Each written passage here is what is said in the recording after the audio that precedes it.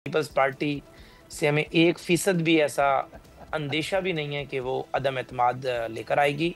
और दूसरी बात ये है कि पीपल्स पार्टी के तो अरकान पार्लियामेंट ज़ाहिर है इंटैक्ट भी हैं, नज़रियाती लोगों को इन्हें टिकट दिए, इनके साथ खड़े हुए हैं। जो जमात कह रही है कि हम साथ देंगे, हम ले आएँगे, तहरीक-ए-इंसाफ को तो खुद नहीं पता कि उसके कौन कितने लोग मौजूद हैं, कितने लोग मौजूद नहीं हैं। यानी बानी तहरीक-ए-इंसाफ को तो एतमाद नहीं है अपनी जमात पर, अपोज़िशन लीडर जो है उन्होंने अपनी जमात से नॉमिनेट ही नहीं किया। तो क्या इन्होंने अदम एतमाद लेकर आनी है या एग्ज़ैक्टली। क्या किसी की सपोर्ट करनी है?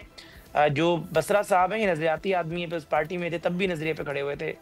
अभी अब बानी तहरीक-ए-इंसाफ के साथ हैं, तो एक नज़रियाती आदमी हैं। मैं इन पे बिल्कुल उँगली नहीं उठा रहा, लेकिन चूँकि इनकी जमात ने टिकट ऐसे लोगों को दिया हुआ है, जिन्हें खुद भी नहीं है पता कि उन्होंने पिछला इलेक्शन किस जमात के टिकट पे लड़ा था।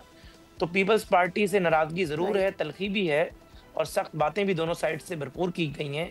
लेकिन मुझे ना इसका शैबा है और मैं इंतहाई ज़िम्मेदारी से ये बात कह रहा हूँ कि पीपल्स पार्टी और नून लीग के दरमियान जो ये फ़ासला है, इंशाअल्लाह ताला ना सिर्फ़ ये अगले 48 घंटों में दूर होगा, बल्कि हम ऐसा मैकेनिज़्म ज़रूर बनाएँगे कि मैं या कादिर मंदोखियल साहब या राइट। कोई भी बंदा जो अपनी जमात की नुमाइंदगी कर रहा हो टीवी पे आके, चाहे वो नदीम अफ़ज़ल चंद साहब हों या हुँ। चौधरी मंजूर साहब हों, कोई ऐसी बात ना करें जो पार्टी लीडरशिप की पॉलिसी ना हो या उस बयान की कीमत चाहे उज़्मा बुख़ारी साहिबा हों।